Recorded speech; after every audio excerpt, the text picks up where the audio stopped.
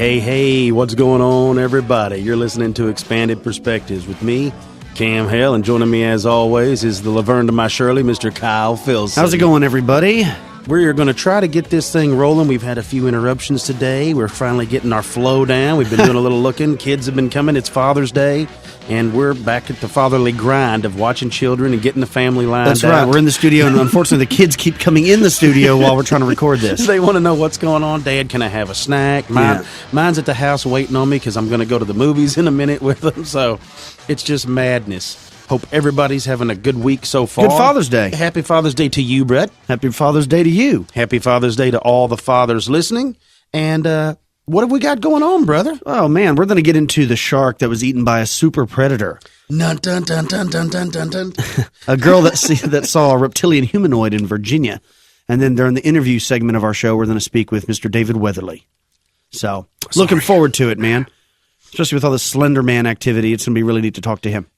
Yeah, that wasn't planned, folks. We when we interviewed him, we talked and discussed on air and off air for quite some time about some Slenderman stuff, and then it wasn't but a week or so after we interviewed him that all the Slenderman stuff hit the news, and that was what was really crazy. Yeah, so it was a really neat time talking with David. I'm a big fan. Everybody knows him as the black-eyed kids guy, and we didn't even bring that up. There's already a ton of other interviews on the internet and iTunes and stuff where you can listen to David talk about the black-eyed kids. We wanted to talk to him about his new book, Strange Intruders, isn't that the name of it? Yes. The Strange Encounters. I think it's Strange Intruders. Yes. And, we talked about his experience with the Grinning Man and things like that. And actually how he talks about a group in, I think it's Toronto, that they were conducting some experiments where they were actually creating their own entities. Yeah, manifesting things. We talk about Tulpas and the jinn. And yeah, it's pretty neat. It was chatting with David. We've been wanting to talk to. How many months have we been in contact trying to get him? It was, yeah. That was 6 months? Yeah, probably. And he's just been really busy. Yeah. So he finally. Oh, and also, folks, I want to preface it. The first 5 or 10 minutes of the interview are kind of rough. The phone line, the Skype connection, we just could not get a good connection. But hang with us because we end up calling him back on a landline. Yeah, we ended up, the Slenderman ended up getting involved in our Skype line. Isn't that, no, well, remember we had problems even, I think, right before that. We had problems when we did the interview that we've never had before. Never. And Micah, when he had David on 2 weeks ago, he was having problems. Yeah. It's really weird. This interview took place before Micah's interview. But, we were having some strange problems here in the studio that we never have. It was a very, very strange thing to actually have that happen. We were like, what is Creepy. going on? Yeah. Well, tell me about this folks, shark.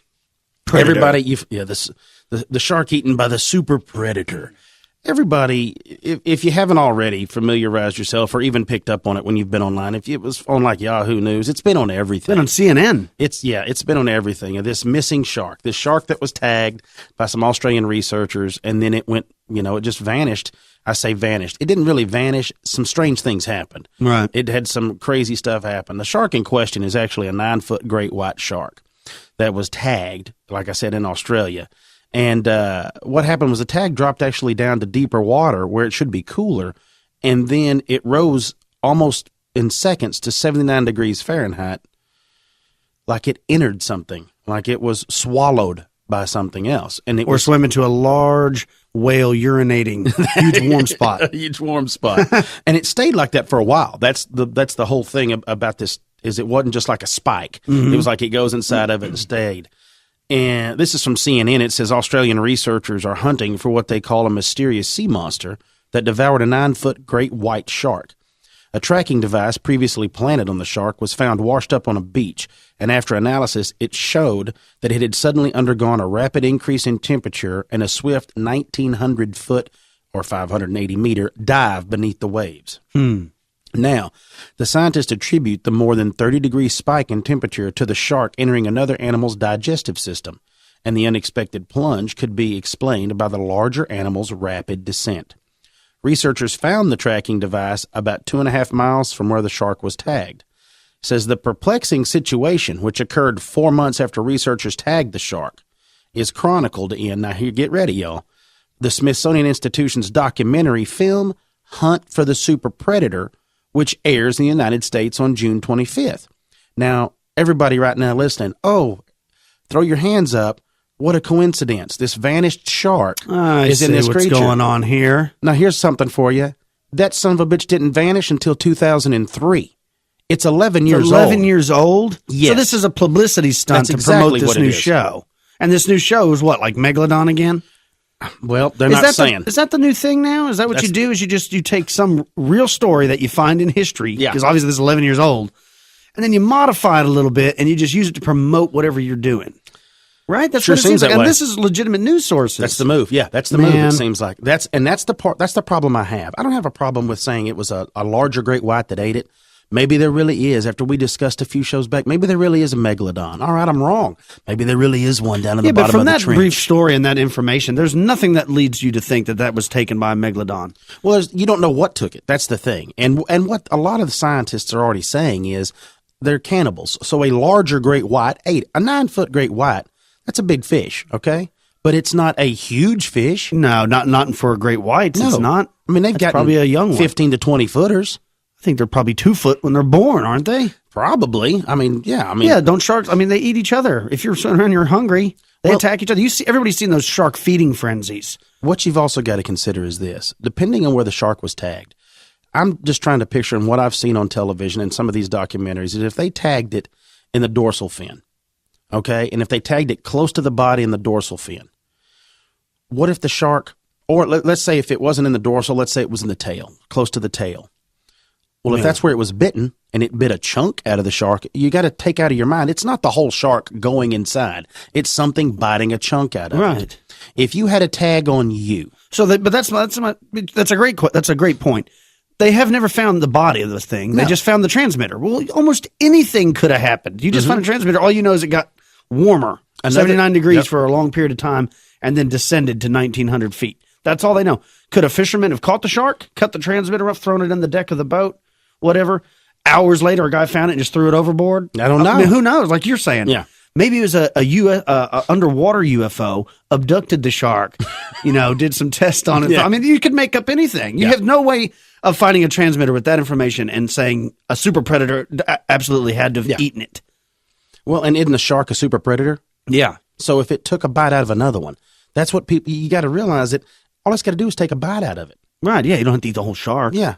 I mean, if you could bite the ear tag, you personally could bite the ear tag out of a cow. Does that mean you ate the whole cow? No. No, it means you bit the ear tag off of it. That's right. That's it. That's all it means. Man, so that is ridiculous. The 2003 thing is the thing that really aggravated me the most about the story, because that's what it seemed like.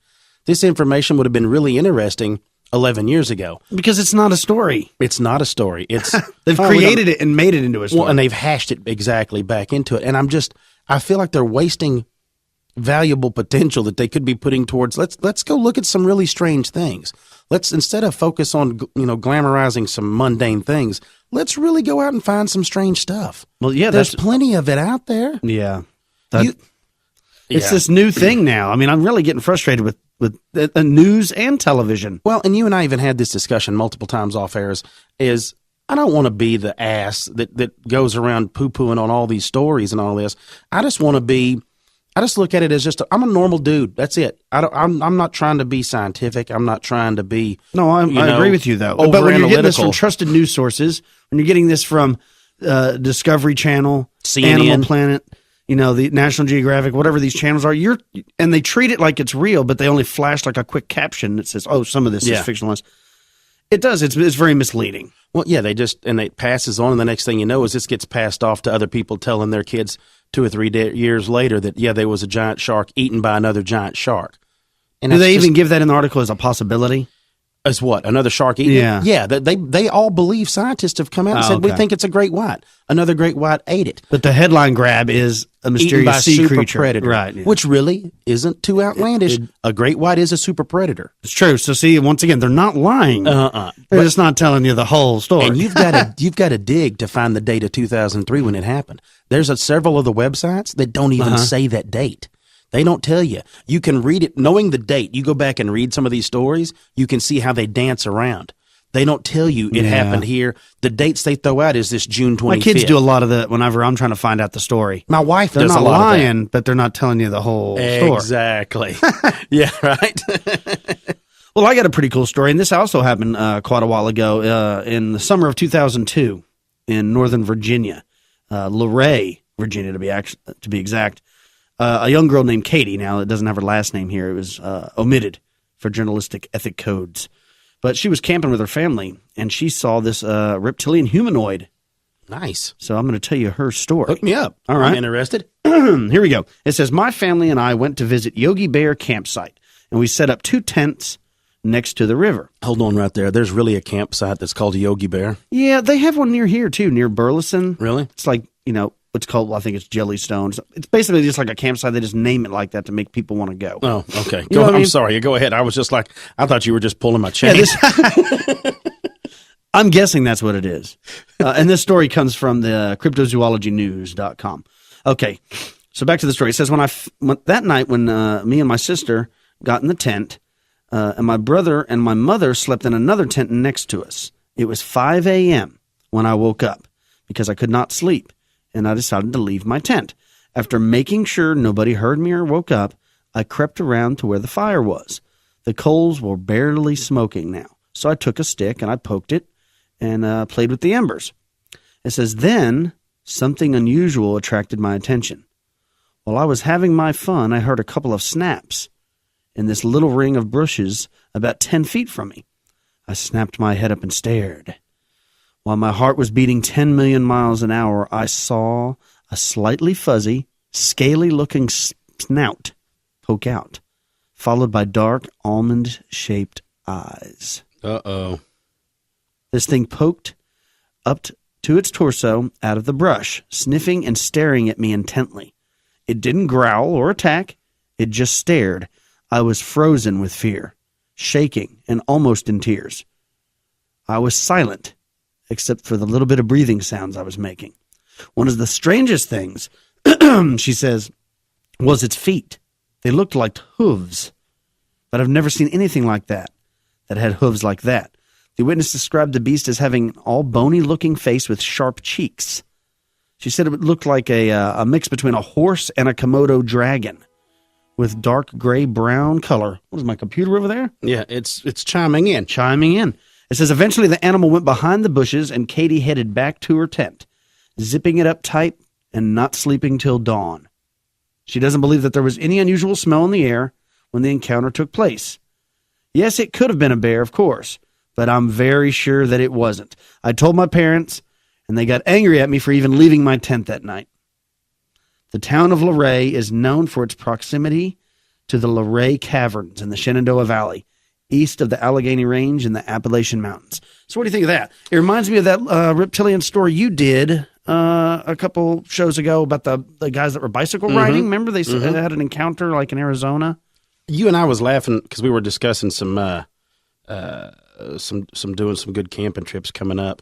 Remember, we were laughing about the fact that somehow when you're in like a 16th of thickness nylon shell of your tent, you feel safer. Like you get in your tent, you zip it up, and you're like, all right, nothing's going to get me in what here. we were talking about was I just got back from camping, and you were asking how it was. I told you, yeah, it was nice. We had a good time. It was really hot, though. And you were saying, I prefer just to sleep outside in a hammock. Yeah. And I was like, I'm the same way. I'd rather just sleep outside. Why do I need to sit inside that tent? All it does is hold heat. Yeah. And I was like, I guess people feel that they don't want to sleep outside uncovered because something can get them. But then you were making the joke like, okay, yeah, that super thin nylon is going to keep something out. It's like a candy wrapper is what that is. Yeah, So I mean, that's it. It's just it makes me laugh. it keeps the mosquitoes off you. That's probably the best thing. But other than that, nah. And now they got those. I mean, Hennessy makes a kick-ass hammock With the built-in mosquito nets, right? It's got nets and it's got a top. It's like a rain fly on it. Man, it is awesome. Yeah, I'm a big fan of the hammock camping. They're lighter. They're easier to set up. Big fan of the hammock. The whole, man, I don't know. The reptilian stories are, because we always talk about, we go back into the history of those. There's a lot of history to that. There's a lot of like the ant people and things like that. There's a lot of history from that. And with it's the always Native associated Americans. with caves and stuff. We even hear like David Icke and stuff talk about, just swallowed a bug. Speaking of lizards. Yeah, he always talks about how these prominent people in the government and these black projects actually are secret reptilians and they can transform. I wonder if it's anything like that. I wish my eyes did that breathing like in the very first Men in Black. Remember how the slits moved one way and then the other? I wish my eyes would do that. That's awesome. I remember when I was a kid, the made-for-TV series V. Remember, they were like They used to scare the hell out of me when they peeled their faces off. Yeah, and it's like, it's just a latex mask. They're really lizards underneath that. I mean, it is so lame nowadays, but man, when I was a kid, it seemed really cool. And there's no way that mask would have really looked like that over that lizard face. They peeled it off, and it's like there's no way it would have fit underneath that. Yeah. But I used to scare the hell out of me, man. The lizard men from V and the old school Slee Stacks as a kid from Land of the Lost. Well, yeah, and V, what was the secret? They created pounds of paprika, and when they threw it at the lizards, it killed them. Remember, it was like bags of red powder. It was paprika. Oh, gosh. Look, folks, sorry. All right, look, let's get into the interview, man. Yeah, David Weatherly. Why don't you tell us a little bit about David for those that don't know about him? All right. I can handle that for sure. I'll run you a quick bio with David. As David Weatherly is a paranormal investigator and author, and for over 35 years he explored the world of the strange, investigating cases around the country and abroad. He has written and lectured on a diverse range of topics, including cryptozoology, ufology, and hauntings. He's also studied shamanic and magical traditions with elders from numerous cultures, including Europe, Tibet, Native America, and Africa. And then, of course, he's done tons and tons of podcasts and radio shows. But he's also written 2 books, Black-Eyed Children and Strange Intruders. Now, you can go to his blog is actually twocrowsparanormal.blogspot. Right. Or you can go to leprechaunpress.com and order his books. So, and that's the thing. That's what kind of made him who he is the Black-Eyed Children. I mean, I believe he's one of the first people to really write on that. And I know a lot of you out there, I know Brian is going to be disappointed that we're not going to talk Black-Eyed Kids with David. But really, we wanted to get into some newer stuff and some different things. Like I said, there are tons of interviews you can listen to with David about specifically just the Black-Eyed Children. So we didn't want to rehash the same stuff over and over, you know? Yeah, and you and I, we liked his new book. It was a great book because there's a bunch of stuff. And I like Black-Eyed Kids. I think it's fascinating. I just wanted to talk something different. But I wanted to help him with we wanted to get his new book information out there. And I'm fascinated with that stuff too. The Black-Eyed Kids is a cool thing, and it's a creepy thing. It's very creepy. But this stuff here is, we start talking about Tulpas, and when he starts to get into some of the stories about some of the military men coming back and from the gin and with stuff. The gin, this stuff's not cool at all. Creepy, right? Yeah. So I think everybody, I hope you enjoy it. We had a great time talking to it. And like Kyle said, it's a little rocky at first. Yeah, the man. The Skype was bad in the first 5 minutes, but hang in there. Just hang in there. Call him back on a landline, and we get him right back and get it straightened out. But yeah, the gin was kicking our ass. Man, I'm telling you, the only gin I like are the kind with tonic water. That's right. All right, folks, stay with us. This is Expanded Perspectives.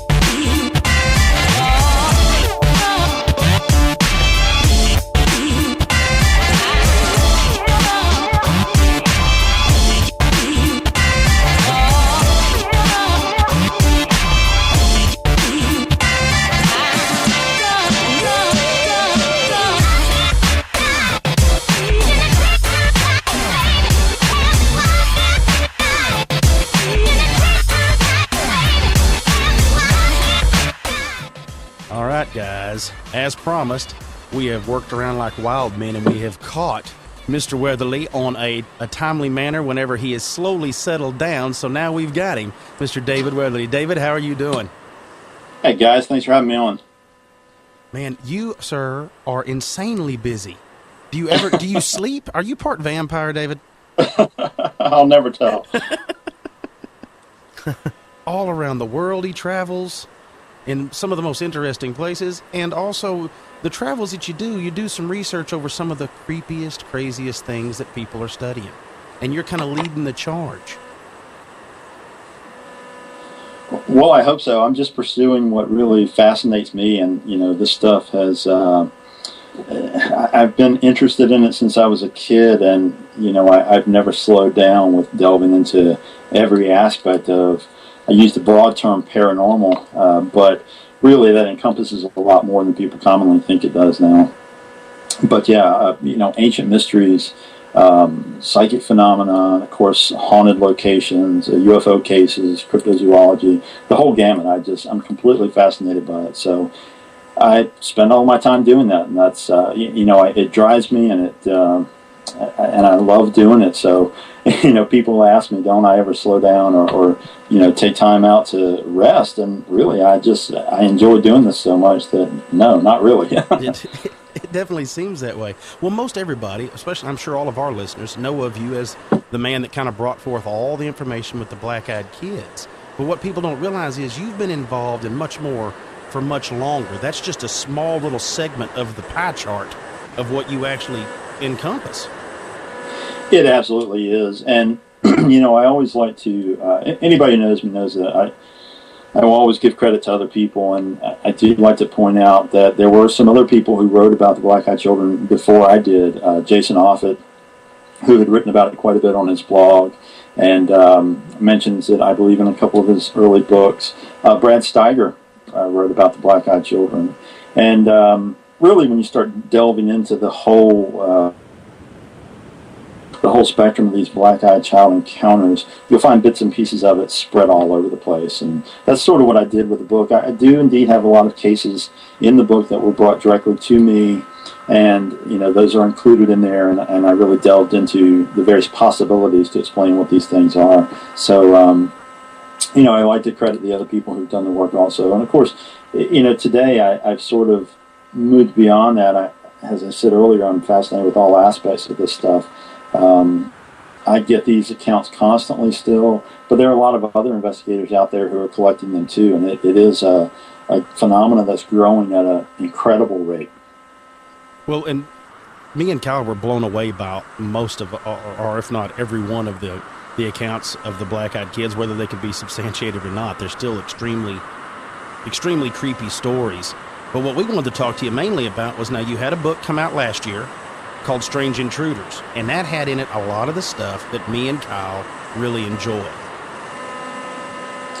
That's right. Strange Intruders came out last fall, and it covers a wide range of essentially entity encounters. It ranges from the Jinn to the Grinning Man. I cover the Slenderman, which I know you guys are kind of interested in that whole mythos. It covers puckwudgies and a wide range of other things. It really is sort of the book I set out to write before I did Black-Eyed Children. Something that presented this concept to people that, look, all around the world there are these weird encounters that take place, and you can go back through history. It's not a new phenomenon. You go back to just bizarre things like the Mad Gassers, the Mad Gasser of Mattoon in Illinois, and there was a Mad Gasser before that in Virginia. You got Spring-Heeled Jack in London. So all through history we find these really weird humanoid encounters that people are having, and there seems to be a string of these accounts, and then all of a sudden they stop, and a phenomenon like it or something, a slight variation will pop up somewhere else. And it gives you this sense when you start looking at the overall picture that there's this other intelligence or this other level of existence that intrudes into our world sometime. And that's sort of where I went with the book. And I made no bones about the fact that it was very inspired by the work of John Keel, one of my big influences as I grew up researching these types of cases. And I hope that on some level it sort of has a Keelian flair about it. People have told me that it does, and that was sort of what I set out to do. So if that's the case, then I was indeed successful. Well, I have read that the book has been compared to John Keel's The Complete Guide to Mysterious Beings. It's like what you've written is an updated version. I'm like, that's a heck of a thing right there. It'd make me feel great. Well, that's a huge compliment. I hadn't heard that one. I did hear somebody compare it to to John Keel and H.P. Lovecraft combined. I thought, wow, that's Yeah. That's a compliment and a little unsettling all at the same time. But if that's the case, that's great. I just want people to, mainly I want people to ask their own questions. And I don't make it my agenda to try to prove or disprove anything. I like to go out and research and investigate this stuff. I'm very hands-on, as you guys know. I like to be out in the field talking to the witnesses and seeing the locations, if at all possible, and looking at the evidence. And then I just like to present it to people as an investigative journalist would do, and let people make up their own minds. I take real issue with, for instance, skeptics that are so adamant of convincing people that, something's not real. But then I don't believe in skeptics. Nobody's proven to me that they exist, so it's all good. That's right. Well, let's jump off into a few of the things that we talked. The thing, I guess, that always really kind of caught me with some of the older stories of like the black-eyed children and things that you brought forward, and even like, especially when I went to reading more about the tulpas and the jinn and all that, is it almost feels like it's all actually the same thing to me. Like maybe it's a different version by how they can approach people in other areas, where it's something we can relate to, or it's something like another tribe has named it and things like that, is the way it feels almost. But I guess the thing that gets me the most is when I really start thinking about the tulpas. The fact that maybe we actually do have the ability to create some of these things. And that's the thing. What have you found? I mean, because it does seem that way. I mean, I've heard some of the things of your other interviews and read some of these things of like even, I believe it was Mr. Murphy's experiment, the Pearl experiment. And they actually got together and it's almost irrefutable that something was formed in a group like that. Right, and you're referring to Bill Murphy. He's a great friend of mine, and I've participated with him in some of these experiments, and it really is it's mind-bending when you start looking at some of the things that happen in these cases. We can really go back, prior to that, and look at the Philip experiment. The Philip experiment. This happened in the 1970s, and it was a group of Canadian parapsychologists who got together and decided that they would create a ghost so that they could then contact it and see if they could establish any kind of communication with the entity that they created. Now, what they did was this group got together and they created a person named Philip Aylesford, who had never historically existed, but they gave a lot of historical facts to his history. And at the same time, they left a few things that were just not quite historically accurate, sort of has a fail-safe in some fashion. And as they created this, after they created the background on this spirit, they then attempted to contact him. Now, bear in mind, this was the 1970s. The experiment began, I believe, in 71 or 72. And Toronto, Canada, this group sits down and they begin to try basic spirit communication. Now, this kind of thing was very popular at the time. Ouija boards were in fashion, table tapping, all kinds of psychic phenomena. This group sat down and they started doing circles to communicate with Philip and asking him questions. They started to get answers. Philip started to interact with the group. Now, did most of this group not even know that it was a joke, that it was just put up, right? Well, it wasn't a joke. Well, it was created by other people. No, they knew what they were doing. The group got together to do this intentionally, and they gave a full background to his life. They created a tragic death for him, and all these various things. And as they started to establish communication, this spirit of Philip would begin to answer questions, not only just simple yes and no questions, but he began to reveal things that were very personal to members of the group that he really couldn't possibly know. They began to have other phenomena. They had the table they were using began to move. They had purported levitation. And, this experiment went on for a period. It was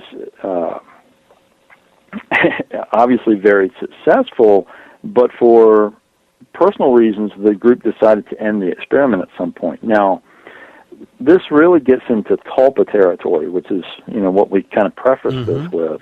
And the idea of a tulpa, incidentally, is an ancient Tibetan term. It roughly translates in Western language as thought form, but really that doesn't completely encompass what a tulpa is. A tulpa is something that is created initially within your mind. It's pure thought, but as the process unfolds, the thought begins to take form until it becomes completely physical and tangible. Hence, it becomes a living being. Now, the Philip experiment did not go that far. They carried it to the point where this entity was in spirit form and was communicating with them. The experiment, incidentally, has been repeated numerous times in other locations. There was an Australian group that had a great deal of success creating their own entity. And there was another group in England that did something similar. So, this experiment, it can be repeated, and people do get different degrees of results from it. We could sort of go down the rabbit hole when you start looking at this, because it around the fact, okay, is it, that the collective consciousness is creating this being that is then interacting with the group? Or is it, that there was a entity, another spirit there that took this convenient projection and attempt at communication and pretended to be Philip? We get into a lot of different that's incredible possibilities as to how this is actually happening. But when you start looking at the variations of some of the experiments, it becomes very fascinating. The experiment that Bill Murphy conducted in California, which was called the Pearl Experiment, actually ended up a pretty interesting result, because they essentially created the background for this woman named Pearl, who supposedly had been in the Glen Tavern Inn and had she had a whole tragic story, but she was described as wearing a green dress and a pearl necklace. And after the experiment was conducted, a gentleman came into the Glen Tavern Inn and was taking photographs. And there's a reception area in the main part of the Glen Tavern Inn, and to the left there are a pair of doors that open up into a dining area, and there's a big mirror in there. And he was taking pictures in this lobby area, and he caught this strange reflection in the mirror.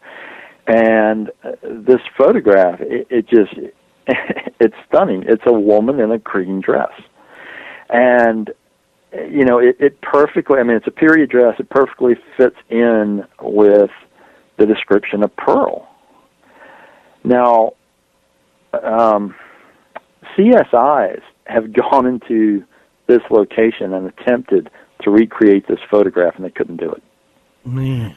This is, everyone, I know, dozens of investigators that have looked at this, and I've been there myself. I've looked at this thing from every angle, and Bill and I sat in the lobby one day, and we were talking about this and just looking at all the different possibilities, and it just doesn't seem possible to recreate it. It's quite an enigma. Wow, that's exceptional. I've never even heard of something like that. So when they create these backgrounds, what do they write out a background, pass it out amongst the group, and then they all collectively read it and then meditate on it? Is that how they manifest this thing? Well, there are variations of it. There was one group that basically they sat down and they said as a group they said, okay, we're going to create this entity. This was a small group in England, and they sat down and they said, okay, we want to create this spirit, and we're going to take suggestions for names. So they pitch some names around, they decide on a name, then they start just all contributing to the background of this character. And they create a basic background story for the person. Okay, it was this is what happened, this is what they did. they were poor, they were wealthy, you know, whatever it is, and they just they sort of sketch out the person's life, and they say this is the background of this person, and you know, this was the tragic death that occurred, and you know, this is why the spirit is stuck here, and now let's try to communicate, and there you go. It freaks me out a little bit because it just still feels more like the trickster element that these things kind of get involved in when you start going down these paths. It just makes me think that this is something that's just playing with us. Is what it's doing. Now, if you really want to, go a little bit further into this and hear something that I think is very eye-opening, have you guys ever heard me talk about the Myrtles Plantation? Ooh, I don't think so. No, I don't think so. Is this going to make me lose sleep, David? This is already getting bad. You guys know about the Myrtles, obviously. Yes. Purportedly one of the most haunted locations in the country. Yes, sir. And amazing place. It really is a beautiful old plantation home, in the bayou country, and it is well known for its, wide range of spirits that haunt the place. And anybody who knows anything about the Myrtles, most people, if they know anything about it, when you ask them to name one of the spirits there, more than likely they're going to come up with Chloe. Now, the story of Chloe is the most popular story there by far. It's repeated numerous times a day on the ghost tours at the Myrtles. People go there to do ghost hunts and stay overnight, and, there are events held there. People have gotten some amazing evidence of Chloe. They've gotten EVPs. There's a photograph that, as far as I know, it's never been debunked. It's an incredible picture. It's in black and white. If you Google it, you're going to be able to find it on the net. It's a depiction of, it's an apparition of a woman in slave period dress with a turban on her head. And she's standing between the main plantation building and the secondary building that's just behind it. There's a little alleyway, and this photograph that someone caught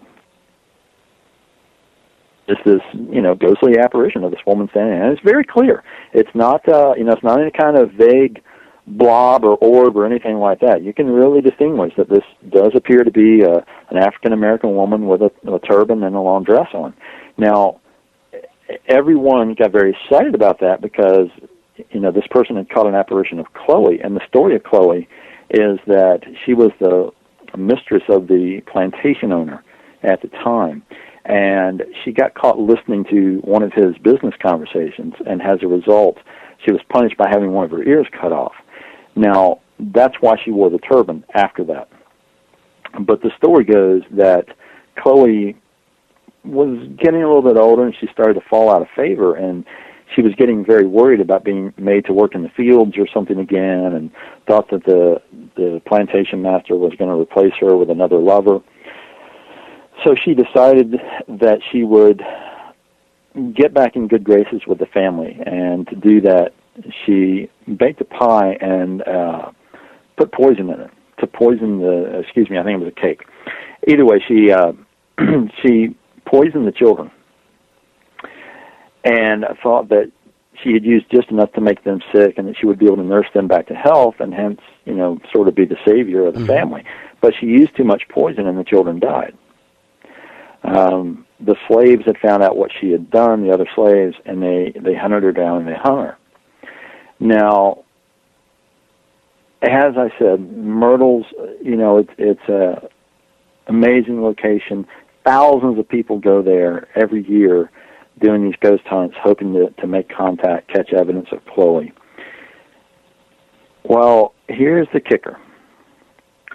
Chloe never existed. What? They just made the Chloe story up when they started doing all this? There is no historical documentation of a slave named Chloe ever being at that plantation. Further, when you start digging into the history, what you find is a number of things. First of all, the plantation owner was known for being very devoted to his wife and not taking any mistresses during the time period. Beyond that, the children that did die do show up in the historical record as having died from the yellow fever, something that plagued a lot of the communities during that time period. So there's no evidence that anything about the story is even partially accurate. And what happens is you see it start coming in sometime probably in the 80s, and as the story grows, well into the 90s, it starts getting repeated. It gets published in books. It's been repeated on television. And like I said, it's now this vital part of, the whole Myrtles mythology and the ghost tours and everything else that are done there on a regular basis. And you go and do one of the ghost tours, and they'll show you, this is where Chloe, baked the cake, and this is, this is where the children would eat, the children who died from the poison. And, historically, there's no Chloe. So we then have to ask the question, if that's the case, how and why are so many people catching all this evidence of Chloe? Yeah, where did she come from? Yeah. This is another one of those situations where, we could argue this a number of ways. We could say, okay, well, we know that the Myrtles is sort of almost a vortex for, various spirits. There do indeed appear to be a lot of entities that gravitate towards the place. Did one of them decide to start taking the Chloe role and manifesting, with that vessel somehow? Or is it the collective consciousness of so many people who believe the Chloe story and go there in order to experience Chloe and hopefully, make contact or see her, that they are co-creating a tulpa into existence? Man, that is freaky. It scares me because I've done tons of research on the Slenderman for our show. And, I often read that thinking about Slenderman actually creates him. So that seems like that's what's going on in all these cases. If you dwell on it, you almost open yourself up to a jinn or the Slenderman. Everybody knows that the Slenderman, was created like in 2009 on a website. But since the collective people have been, creating these false stories, that actually the collective consciousness has actually manifested this thing. And that's just... Yeah, and the Slenderman is a great example. I mean, there's so many weird things about that story. You have to consider, though, was the Slenderman... is that a tulpa that's being created from the collective consciousness? Because there's actually a lot of people now who don't know that the Slender Man was just completely made up. Right. But has it manifested it now? You know what I mean? That's bizarre. Right. Right. And there was a quote from, of course, Slender Man, for those who don't know, was indeed created on a forum as part of a contest. And the contest was to create a paranormal-themed photoshopped image that could be posted on the internet and made to go viral. Right. So, all these, if you go back and, it was very tedious, but I actually went back and read through all of that from the beginning. And, you get a lot of silliness at the beginning, people making up, different hybrid cryptids and aliens and all kinds of things. And then a lot of them are very outrageous. And all of a sudden, this guy posts this very subtle image. And, as he begins to add more postings, it really, it did something to people's subconsciousness, I think, because, he didn't post some gory picture or some, crazy animal. He posted this very simple thing. And the first few postings about the Slender Man, first of all, they don't call him the Slender Man. He's just this mysterious figure that is in the background, and he's connected to these supposed tragedies that were happening, a fire at a school and things, and disappearances. And it really, it's amazing, because when you go back and read through all of this, you can see a mythology being created. And, that in itself is quite fascinating. But then you have to look a little bit deeper and say, okay, what exactly is this doing to the collective consciousness of people? One of my favorite quotes is, there was a guy who posted on the forum, and he was simply, his username was I, and he posted this one line, and it said, the Slender Man. He exists because you thought of him. Now try and not think of him. Yeah, right? And that's, that's creepy. It is creepy. I mean, it seems like it might not have started out real, but now, because of everybody thinking about it and writing about it and stuff, it's almost become real. And also, Right. like you say in your book, it's what is this throughout history? This isn't a new thing. People have been seeing strange, long-armed entities, boogeyman, or whatever they want to call it. There's names in every culture all over the world of this similar type creature. That this is not, this incarnation might be a new thing, but there's always been something in the collective of people throughout the world and throughout history that we know, what is this thing? It's always seen. It always revolves around the disappearances, children, or people see entities in their room, shadow people, jinn sometimes. What is this that all throughout history there's always people seeing these entities? Exactly, and that brings up another question in terms of the Slender Man, and that's are we, through this collective experiment, simply tapping into something that was already there, or making contact with something that was perhaps dormant? And, through this focus, all of a sudden we've given it attention. It's like the old psychological thing when you tell people, don't pay any attention to red cars. And, the subconscious doesn't hear that negative. The subconscious, pings red cars. And you're going to be more likely to notice every freaking red car that you see, for the next several days. The same thing works with children, having nightmares. There's this whole thing where if they're having nightmares, you tell them, okay, well, whatever you do tonight, don't dream about big fluffy bunnies. And, of course, it helps alter that subconsciousness, and it changes the direction of the thoughts. So, in this case, we've got thousands of people focusing on this negative idea of this Slender Man, this, creepy character that's lurking in the shadows, and something is happening as a result. There's no doubt about it. Man, that is interesting. Now, moving on, the Grinning Man. Now, I think John Keel first referenced that from sighting in New Jersey a long time ago. I think I read somewhere that you had an encounter with a Grinning Man. Is that true? I did. It's documented in Strange Intruders, as a matter of fact. Could you tell us about that? I don't want to hear anymore, David. Damn it. I'm visualizing very attractive women. Yeah, and another question. All the thought you put into writing Strange Intruders, where you spend hours thinking about these things, have you noticed any changes around your house? Yeah, right. I'm going to visualize something way better than the Grinning Man. Pamela Anderson. That's Young. right. Maybe I could create a Pamela Anderson Tulpa. Don't think about the Grinning Man. Yeah, thanks. That's going to be awesome. Yeah. No matter what. Oh, God, yeah. The cover of your book, that's what we always get into this with a lot of is the covers of the books is what grabs people. The cover of Strange Intruders is creepy as hell, man. It's like that whole group just shows up to your house like, what's up, buddy? You're like, I think you can order a poster of it, can't you? I'm getting one. And there are prints available of the cover. That was done by an artist, a friend of mine in the UK. He goes by Mr. Sam. And the guy is amazing. And he's done, album covers for Rob Zombie. He's done just a whole wide range of graphic stuff. And he's incredibly talented. And, I told him, I said, okay, look, here, I want these particular entities on the cover. I gave him a basic idea.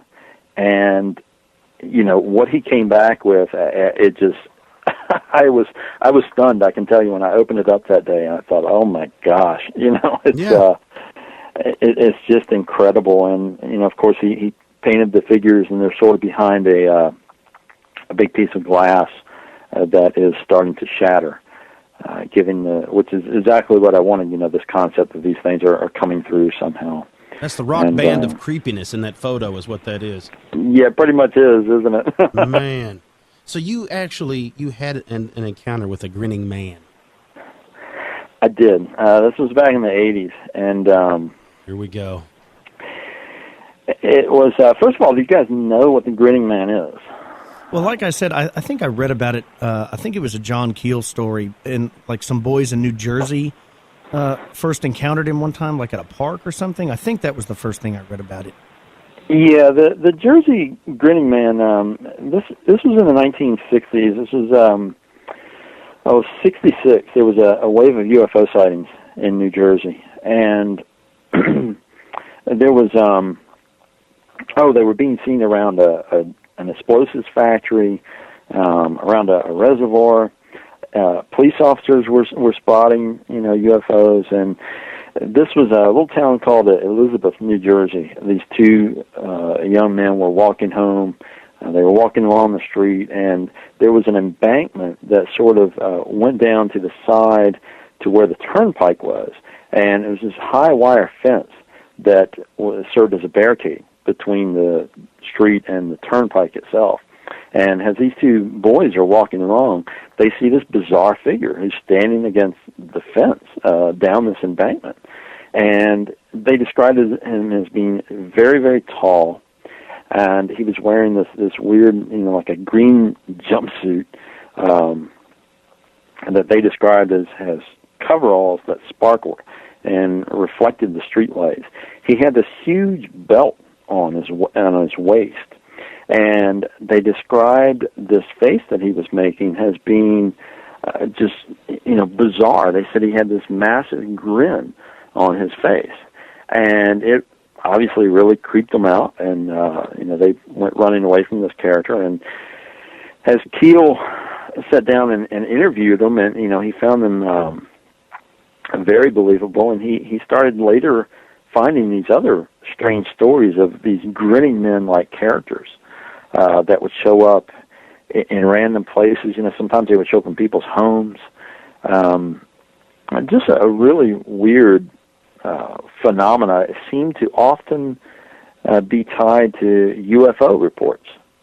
And my own account, this was from the 1980s. I was driving with a friend of mine, and he was at the wheel. I was in the passenger seat. We were driving along this rural area in North Carolina, and there is occasionally a farmhouse, but it's pretty much just overgrown woods, and you can't really even pull off on the side of the road because it's just weeds and right into trees. And we're out for this nice drive, and as we approach this one stretch of road, I see on the right-hand side ahead of us, standing just off the side of the road, a figure. And I could tell it was a person, obviously. And as we got closer, I'm thinking, I even said something to my friend. I said, this is really odd. Why would somebody be way out here? There's no vehicles around. When we approached this person, I could see that he was very tall. He was wearing almost a top hat. It wasn't quite as high as a top hat. He was wearing a long coat. He had one of his hands behind his back and the other up sort of under his chin, rubbing his fingers together. But the disturbing thing was the expression on this figure's face was, the thing I thought of in the aftermath was the Joker, the Batman villain. Mm-hmm. Anybody who's seen the artistic depictions of this hideously large grin, impossibly large. There's no way someone could grin physically that much. So this really hideous smile on this figure's face that was frankly unnerving. And to some people that sounds like, oh, come on, you saw a guy smiling. No. It was not just that. It was this really weird experience. And as we approached this figure, it was one of those moments when time sort of slowed down. It was as if we were going by this thing in slow motion. And I'm looking out the windshield at first and then the passenger window at him. And in the few seconds it took me to turn my head from looking out the passenger window to turn it fully around and look out the back windshield, this figure had moved and was now standing in the middle of the road watching our car. Mm-hmm. And there's Hammer no down. there's no way someone could physically move like that. It's impossible. And of course, being the type of person I am, I immediately started saying, stop the car. And I'm telling my friend, his name was Tom. I said, you got to stop. And he, of course, was refusing. So we argued for a few seconds. I finally convince him to stop the car and say, look, just turn around. I just want to see if he's still standing there. We had went around a curve, and slight curve, and I finally convinced him to turn the car around. He goes back part way. There's nothing. This guy is gone. And, of course, at that point, I jumped out of the car and ran up to see if I could find anything, any kind of physical evidence, any sign of a path or something this character could have went down, anything similar. And there was just nothing. There was evidence that something had stood there, in the weeds on the side of the road. But it was just mashed down grass. There really wasn't any kind of distinguishable print. And, the trees were so thick that you couldn't even get through, the woods very easily if you tried, let alone if you were wearing the kind of getup that this guy had on. And this is just out in the middle of nowhere when you drove up on it. Yeah, this was just in the middle of nowhere. Mm-mm. Yeah. And, the evening, it got stranger because that later that...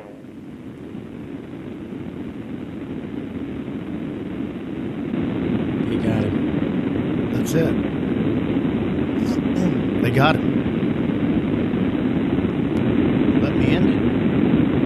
We'll call you, Dave. If you can hear us, we'll call you back. If they got you, we'll try to find you.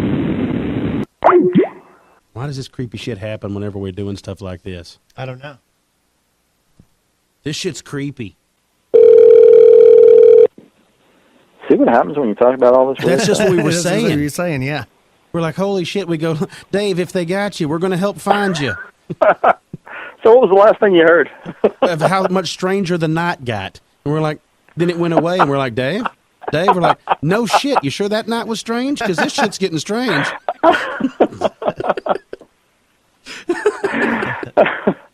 Okay, so... I don't know if I can go have beers with Dave. I'm scared already, man. You guys are part of the whole thing now. Yeah, right. They're like, oh, God. Just don't think about the Slenderman. Yeah, thanks. Yeah, great. I'm over here. I'm drawing things out on my notepad of these grinning faces and shit. I'm like, oh, this is awesome. So David, start with... so the night got crazy. Yeah, say as the night goes on, it got stranger. Yeah. Evening after this weird encounter, there was an electrical storm in the area, and the house next door to the friend who was driving, his name was Tom, the house next door to him was struck by lightning that night. And, he found it kind of weird. I mean, the fire department came and was able to put out the fire, and it wasn't really much extensive damage done, but it was kind of strange. And he'd called to tell me that, and right after that, about a half hour or so, another friend rang me and said, David, listen, my mom and my sister just saw a UFO. And, of course, I thought, okay, here we go. Yeah. And, it was in the same area. It was in the same general area. It's about 5 miles from Tom's house. And, it just collectively, when I started looking at all the strange things that had come together during this period, it got more and more curious. Now, I spoke to John Keel about this much later, and told him my Grinning Man encounter, and just talked to him about some different things. And he told me, he said, look, you gotta go back and look more extensively for UFO sightings during that time period, because I guarantee you there were some. And I had looked pretty thoroughly in the area, I thought, but what happened was, as a result of talking to him, I said, I think I'm going to readdress this again and see what else I can find. So what I did actually find was in the next state over, I didn't live very far from the state line. In the next state over, I had a contact who was part of a small UFO organization, and they were independent researchers and had been gathering stuff for years. And when I sat down and talked to them about this, they said, "Yeah, we've got some reports from around that time period," and they did indeed have some, strange things that they had received, and it turned out that that there were some various accounts. In fact, there was one woman who had given them a report, and all she said was that she had seen what she described as a figure dressed like a hobo clown running across the road. Don't think about that. Pennywise. During that time period. So, it's it's one of those things that you look at the collection of weird events, and you kind of, it's intriguing, and you have to wonder what was going on, but it's all part of this weird puzzle that I think we're all still putting together. So it seems like you have made or there has at least been a correlation between UFOs and the Grinning Man more times than not. Yeah, there certainly seems to be. Well, recently me and Cam were interviewed on a podcast with our friends Manny and Crystal on All Day Paranormal podcast, and they were asking us about the jinn. And, I was going to ask you about the jinn because you have a vast wealth of knowledge on the jinn.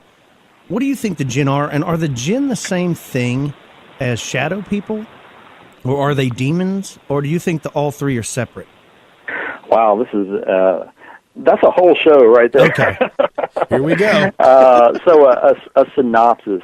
First of all, I have had, I think, more people write me about the jinn than I have anything else.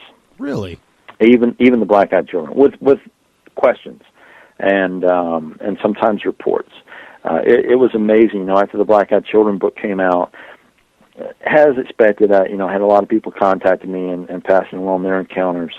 But it was amazing how many people were asking about the jinn and, asking if there was a connection and just asking various questions about it. I've also had a lot of military people contact me asking about the jinn or reporting things to me. Now, the jinn, these things are ancient. In the Western world, they've been kind of, they've been made comical, really, because you say jinn, and first of all, a lot of people don't know what you're talking about.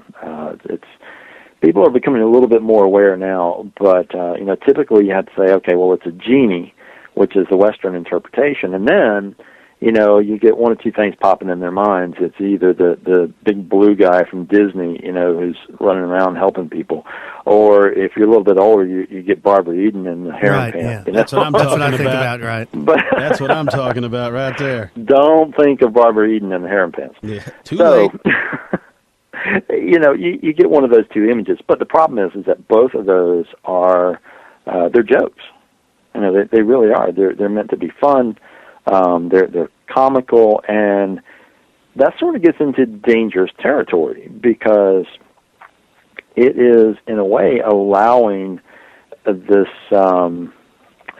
these jinn to sort of come into our world in the back door. And, the problem is that what I like to point out to people is we have circumstances now where for 10 years Western soldiers have been active in the Middle East, the homeland of the jinn. And they are over there with little understanding of the culture and the the history of these things and how it connects to the various regions of the Middle East. And, I get reports all the time of people having an incredible range of problems, from poltergeist-like activity to, illness in the family, and lots of other things. And a lot of times, if it's a service person, it'll come back around to, I bought this thing in Iraq, and I was told it had a powerful jinn in it. I bought this souvenir or this piece of jewelry or whatever it is.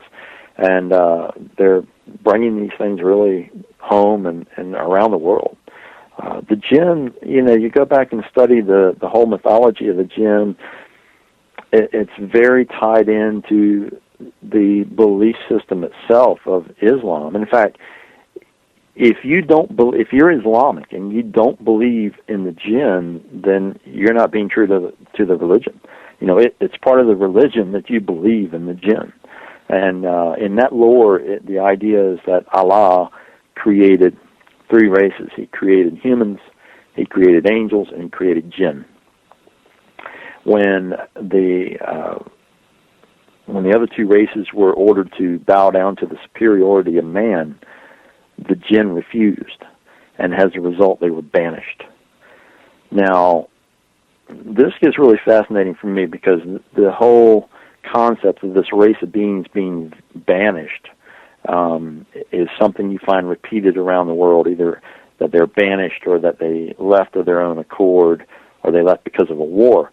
And you find this in various mythologies. And this other race of beings, although they were banished or they left, they didn't really leave because they still exist all around us. Now that says to me that we're talking about something interdimensional, that they were banished to another level of existence that coexist with ours. And indeed, when you start looking at the concept of the jinn, you'll find that the tales say that they can live anywhere. They can live in the wind. They can live in abandoned buildings. They can be entrapped in different things. And, that's sort of where we get into the whole mythology, the genie in the bottle, or the genie in the lamp. That comes from really the medieval period when a lot of people practicing magic began to get the idea of binding a jinn to an item. Often it was a piece of jewelry that they could carry with them in order to make this jinn do their bidding. But these are very much trickster figures, and they have their own agenda. They're not interested in faithfully serving anyone. They may make it appear that way at first, but really their agenda is much more sinister. That just the thought of bringing one back as a keepsake or a joke or something that's what they told me in a little trinket shop, is that this necklace or this little jar had a jinn in it, and I bring it back to my house. The idea of, I guess, of not knowing, it's almost kind of like buying like an exotic pet that you don't know anything about. You just thought it was cool, and you get it home. Except this one could be 10,000 times worse. I mean, this is because when you describe that, the Islamic belief and of the three races, it feels like it is like a division of a lot of the other religious beliefs. Is that's more the demonic side of life, is what that is. Yeah, very much so. In the Western world, we would interpret that as demons. And in fact, you see a lot of correlations because if you look at the medieval period in the West, you'll find a lot of people practicing magic and attempting to bind demons, to force demons to do their will because of the level of power they have. So it very much correlates. But the whole thing with the jinn is much more sinister, I think, because they are so widespread. And, I think it's a growing concern because Islam is the fastest growing religion in the world. And when you start looking at the Islamic faith in different countries, you'll find that they have carried this tradition of the jinn with them, and it is often sort of melded into the culture of the place. So, you can go to places in Southeast Asia, and you'll find, for instance, people who practice the martial arts and practice Islam, and they're blending the jinn in with what they're doing as a combat method. So, they're doing all these strange things like, enchanting rings and pendants with jinn and trying to use them against their enemies and so forth. And it really is tinkering with something that few people have much of an understanding of. Yeah, that sounds like playing with fire whenever you got on like gasoline pants. Like that's not really the best thing. Yeah, because how do you turn it off? Yeah, and you really can't. There are going to be consequences one way or the other. Yeah, you always hear the stories of at least in the children's tales and things as you grow up, is the genie will grant you 3 wishes, but it's never the 3 wishes, that you want to have. It's, you want certain things, but it's always like they take something away. as a joke. It's one of the things that you think you're going to help your family, but it really doesn't. It kind of backfires on you every time. Yeah, and what I'm seeing happen a lot, quite honestly, is the scope of powers that are attributed to the jinn is pretty large, and they are supposedly able to shapeshift, to appear in a wide variety of forms of anything from an animal shape to people, even deceased people. They are able to speak with the voice of anyone they choose to. They have a wide range of psychic powers, and what I see happening a lot of times is a typical scenario is a guy comes back from the service and he starts hearing voices, and it'll be the voice of what he thinks is his deceased mother or another relative or loved one, and this spirit, in quotes, will begin to give him information, psychic information, and say, well, listen, go to this place on Tuesday and you'll get this job. And what often happens is that it does initially seem beneficial. The person will have a string of good fortune that'll happen from the result of listening to this guidance, and it's all a trap. It's sort of like the spider luring the fly in, and once it's in, it can't get out. And these people come back and they get very dependent on this psychic information, or the information starts, directing them towards very negative things, and starts to cause a wide range of misfortunes to the person and their family. And as I said, some of the things we see very typically are poltergeist-like activity, very serious illnesses with family members, and problems with relationships, loss of finances. There's a whole wide range of things. And it's interesting, too, because a lot of these guys that I speak to, it sometimes will take quite a while before they will realize that they've brought something back. And, it makes me start to wonder, there's been enough of these cases that I have to speculate, is there something that these entities are doing to suppress that memory? Because these guys, you can ask them a dozen times. Okay, you were in the service. What did you bring back? What souvenirs? I need a list of every single thing you brought back with you. And time and time again, they'll be consistent with the list. No, this is all there was. This is it. This is it. And then 4 months later, oh my gosh, you know what? There was this necklace that I bought. This guy said it had a powerful gin in it. I've had it here the whole time. I forgot it was here. And, often the case is that there's something there. There's something that they brought back that this entity is attached to somehow. David, does it seem like these jinn, are they feeding on our misery or our sadness? Is that kind of what keeps them going? I think that they're satisfied by it.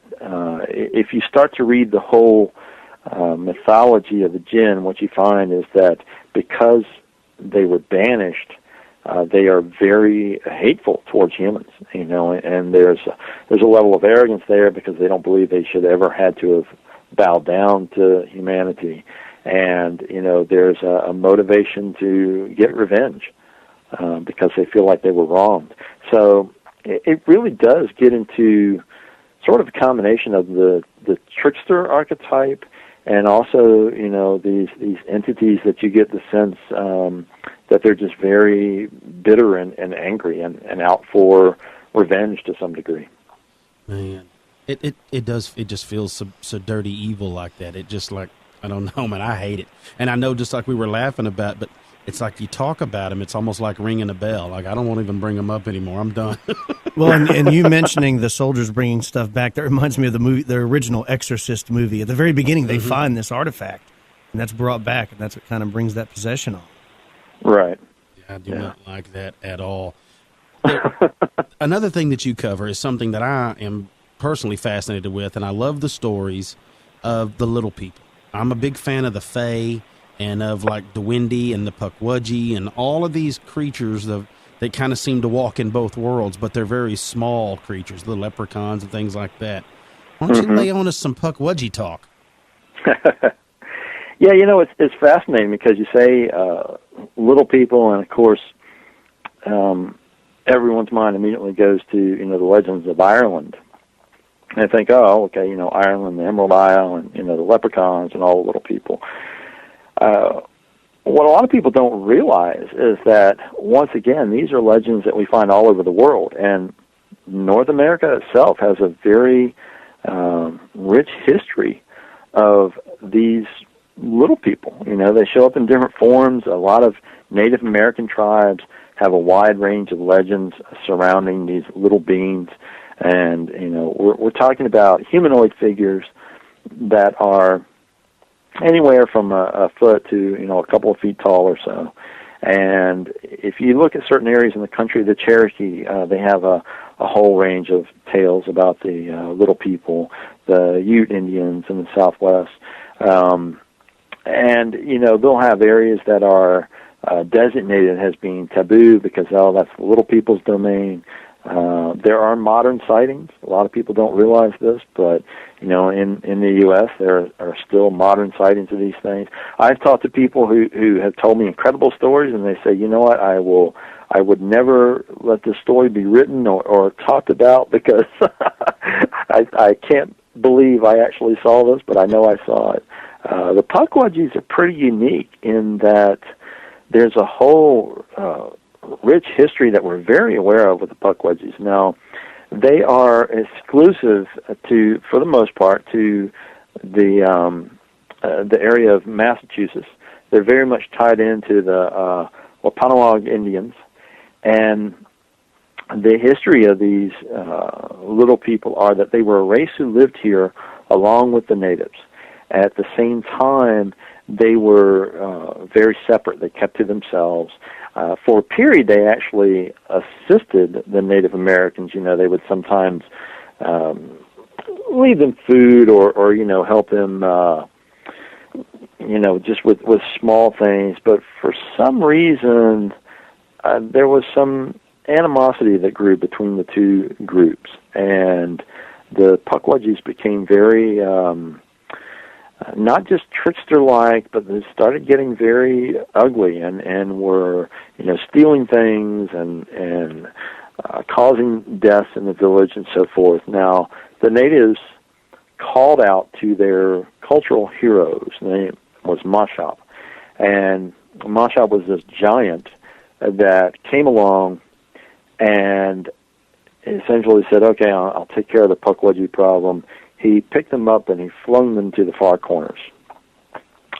So there's a period during which they are supposedly gone. They just aren't there anymore. And then all of a sudden they return. And when they return, they're really nasty. And,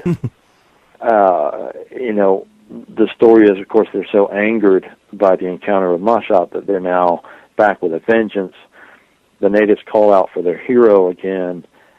But the difference in this particular tale, and this is unusual when you look at mythologies from around the world, the cultural hero loses. And there are some variations to the story. Some versions say that the Pukwudgies killed him. They shot him with poison and he sank into the water. Some say that they just defeated him and he drove him away. But either way, this is sort of the end of the hero. And the Pukwudgies have stayed there ever since. Now, they are described as being a couple of feet tall. They live in the forest.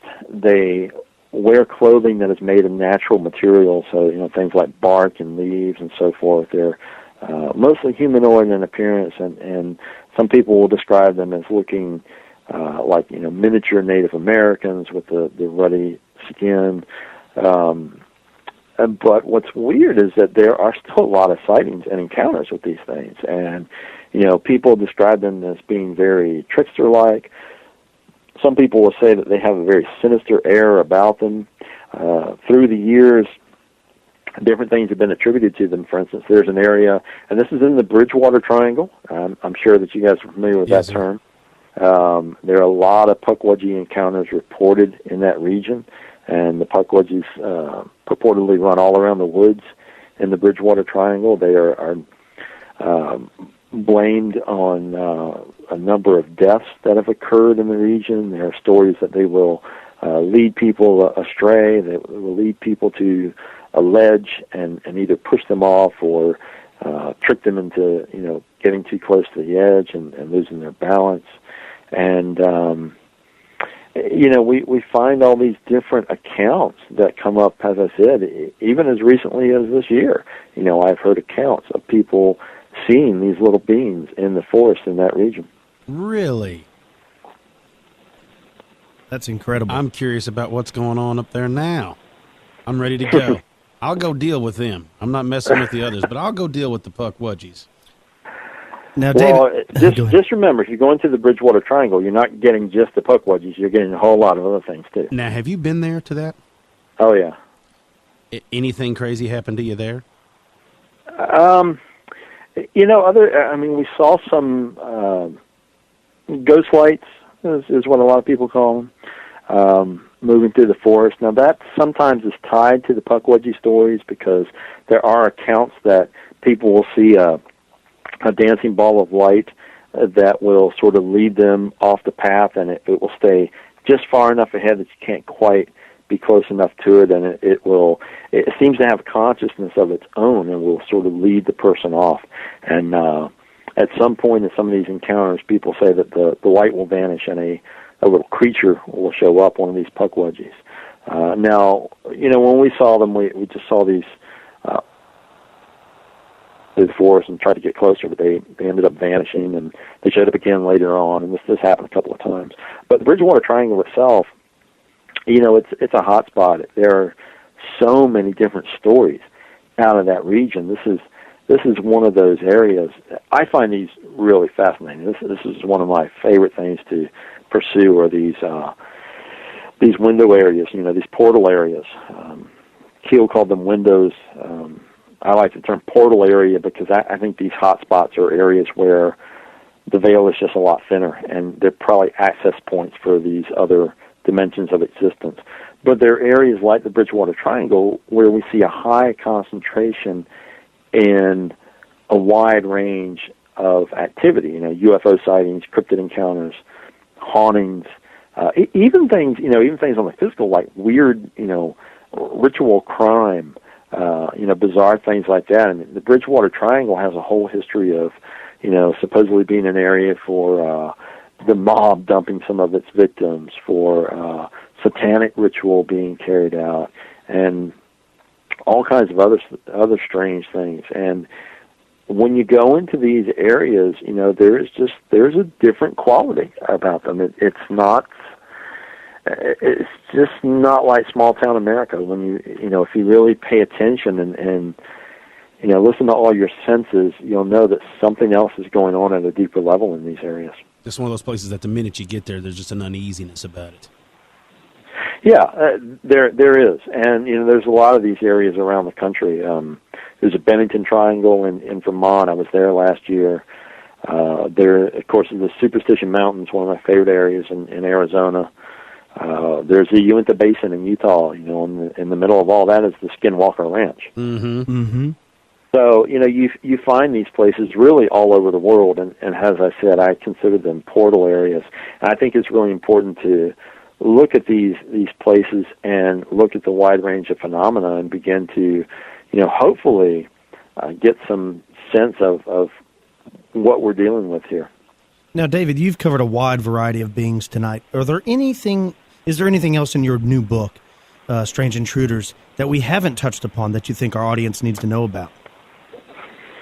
It has a wide range of things. We hit some of the high points, and if I pique your interest, pick the book up and learn more. There's a section on the oily man in India. There's a section on shadow people, which is something that a lot of people are interested in right now. These shadow beings that are showing up again around the world. There's a few cases of reptilian-like beings that have shown up, and it kind of runs the gamut. Right on. Well, tell people where they can get your book, that one and the Black-Eyed Kids. Absolutely. The books are available at leprechaunpress.com, and you'll find Strange Intruders, Black-Eyed Children, There's a DVD on Tulpas on there and a couple of other things. And you can follow more of my work at my blog, which is twocrowsparanormal.blogspot.com. That is TWOCROWS paranormal.blogspot.com. And there's a badge on there for my Facebook. People are welcome to friend me on Facebook and keep up with the various events and other projects that I have going on. Awesome. We're going to put links to all that on the show notes. Do you have any presentations or speeches that you're going to be doing? I've got a few things. I'll be at Paranoia Con in August. That's in San Diego. I'll be speaking at the Paradigm Symposium again this year in Minneapolis, and that is an amazing event. I will be speaking in England for a couple of events this year. I'll be at the Paracon UK in November. I'll be at a special Halloween event that more details will be coming up for, and a wide range of things. I have quite a few things lined up in the fall, so the best thing to do is check my blog and watch the updates there. That'll be awesome. Yeah, I'm sitting across from Receding Hairline Man right now in this room, so that's one of the creepy guys I have to deal with. Well, thank you so much, David. I know you've been very busy, and thank you for catching up with us, and thanks for coming on and telling everybody about your stuff. Yeah, thank you so much. Hey, it's much, been a pleasure, man. guys.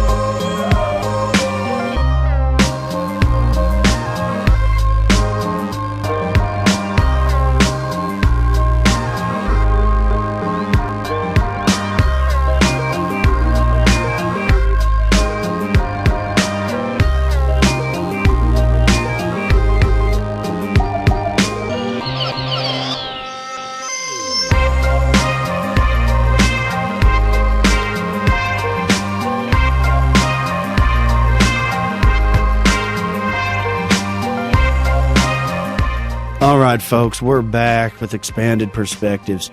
Man, it was a great interview, but did you see all the problems we were having with the electronics and audio and phones? And I mean, it was bizarre, right? Yeah. And then we're talking about the jinn. If you think about them too long, then they'll start appearing. And don't bring it up. Man. Yeah, don't dwell on it, folks. When you get done listening to this podcast, delete it immediately and then don't give it any more thought. Yeah, just delete it. Be done with it. Yeah. Folks, we're sorry. We were trying, and everything was just working against us, man, and it was hilarious. Yeah, well, you know, and I'll address it. We get emails from time to time where people are like, "Oh man, I heard some background sounds in the back of your interview." You know, here's the dealio. Here's the dealio. Okay, here's the download. We can have the best possible internet connection there is. If the person on the other end has lousy internet, DSL, a $5 headset, or just speaking into their laptop with a ceiling fan in the background or desk chair or eating a bag of potato chips. I mean, we have no control over that sound. Yeah. So if you notice when we do our interviews that sound the best, it's usually with another guy that has a podcast, like Christopher O'Brien, Micah Hanks. These people are using high-dollar microphones like we use, so it sounds much better. Yes. Or somebody local with a good internet connection that does a lot of interviews. Those sound better, or landlines and stuff. So, we apologize for sometimes the audio is not perfect. We do the best we can. Hey, look, Skype is free. And this podcast is free. We're trying to do the best we can. I know it's not the best. Doesn't sound like coast to coast. We're trying. But the best would be if the person was in studio with us, but we don't have the money to pay for that. So yeah, and we found that we're finding more equipment.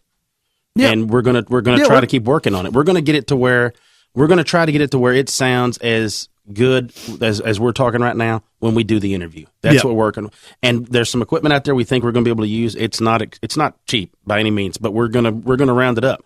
We're going to get the piece of equipment I've been looking at is about $900, but apparently that'll help us have crystal clear phone interviews. If it doesn't, I'm going to go break someone's fingers. But yeah, that's exactly. So yeah, please bear with us. We're trying. Oh man. Hey, before we get off today, I wanted to see, have you ever seen one of those Tesla cars? Actually, I have. There's right? There's one here where there's one or two here in our town. And then of course there's several over in the Metroplex. Yeah, when I'm in Dallas, I see them. They're badass. But I've been seeing more and more of them lately, and they really are cool. I'm a huge fan of them. That is no lie. I think they are. Now, didn't they open source how they've done a bunch of that? Well, now? that's exactly what I was going to bring up. I think it's really cool what this company's done. Instead of trying to come up with an awesome patent and then protecting it, they're actually going to put it out there so anybody can use it. They're trying to kill gasoline by sharing their technology with everybody. You know, it's pretty neat. You know, Elon Musk, he's the guy that created it. He even says, and I quote, "If we clear a path to the creation of compelling electric vehicles, but then lay intellectual property landmines behind us to inhibit others, we are acting in a manner contrary to the goal." Which makes sense. Mm-hmm. If you're going to create something really good for humanity, but then you're like set up all kinds of lawyer it up and patents and things where people can't copy it, that's not really helping anybody but your company. He wants to get it out there. It's more important for him to get rid of gasoline engines than it is just to make money. You know what I mean? That's pretty cool. Yeah, it really is cool.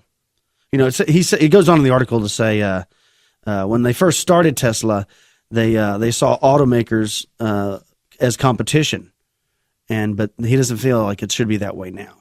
So, and this comes from TheVerge.com. I'll tell you what I wish. Just like that quote he just gave about laying landmines and things like that. Right. I wish I could give good quotes. I don't have any good quotes. I read all kinds of kick-ass quotes. Not me. Just start making them up. And my only quotes are like, make sure you close the door. You know, don't leave the light on in your room. That's be my quote. I bet you if you sat down with a notepad of paper, you could probably come up with some pretty good quotes. Yeah, but that's kind of like an assy thing because I don't know. I don't know, man. I wish I could throw out a good Hey, man, I'm quote. trying to help you. You're saying you wish you could do it. I'm saying I think you could. Now you're saying, well, that's an asshole move. So then don't do it. Quit worrying about it. I'm gonna do it. I'm gonna write some. You quotes talked down. yourself into thinking about it, the possibility if you could And do then it, and then talking yourself right out of it, all in 2 minutes. Yeah, in 30 seconds. Damn. I do that myself. I'll think, man, I'm going to do this. You know, I'll get in the backyard, I'll get all my tools out, start working. Then about halfway through it, I'll stop and go, you know what, this doesn't seem like a good idea. I'll pack up all my shit and go back in the house.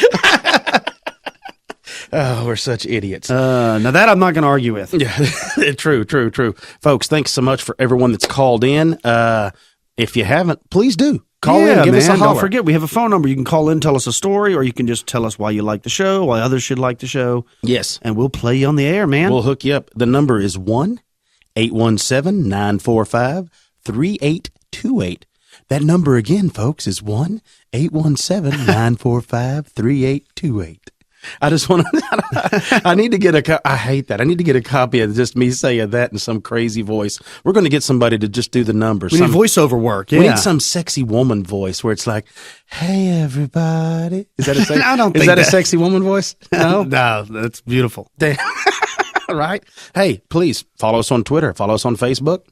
Go to the website. Rate and review the show on iTunes, on Stitcher, wherever you're at. The iTunes reviews helps us tremendously. Yeah. Because it helps get the show in a rotation of where it can be noticed even more. And that helps us tremendously. So, folks, everybody, thank you that has written them. And if you haven't, please do. Just jump on iTunes real quick. Go to rate and review and please give us one because it helps keep that show in rotation. Absolutely. Well, you know, I do the same thing when I'm reviewing topics for a podcast because lots of times I don't just read articles and stuff. I also just listen for interesting topics. I'll search iTunes for specific authors. If you see 5 podcasts and you're searching up something about Bigfoot or UFOs, what's the first thing you look at? The art cover work, and then you look at the ratings. And if you see something that has 70 5-star reviews and no low ranks, you're like, man, that sounds like the one. If you see the one that's like 10 5 stars and then 23 stars, or you see ones with no ratings at all, you're less likely to listen to them. Yeah. So that's why it helps, because people search, and if they're not aware of Expanded Perspectives, they come across and they see all our good ratings. They're like, man, I'm going to check that out. But it's because of you folks that we have those ratings. So thank you very much for everybody that's written in and rated and reviewed the show. And we've gotten some really good phone calls, too. Absolutely. We got some really good emails this week. Now, like I said, you got to, Kyle, Yeah. This is always up your alley. Pull it up right quick and take a good gander at this. Oh, yep. Speaking of emails, listen, folks, we got this time another donation. The show may be either about to take off or we're going to end it because we're billionaires. I hate to keep bringing these up, but I don't think people understand the gravity of getting all these emails. It is amazing. Yeah. I feel so blessed. This one is from Marvin Bragowitz. That sounds like a real name, right? Says you've been selected by a Miss Doris Williams for an inheritance. For info, contact attorney Thomas Sampson with the email below. Thomas Sampson. Samson Simpson. Samson gets me lifted. Thomas Bragowitz. But it says you. It just says you. Which one? I don't have any idea because the email, like again, we keep saying it's expandedperspectives@yahoo.com. Man. Miss Doris Williams, I mean, she just saw Expanded Perspectives and said, hey, maybe she's a listener. Maybe. Maybe she's a listener and she was passing away and we made it good and everything was great. I hope so.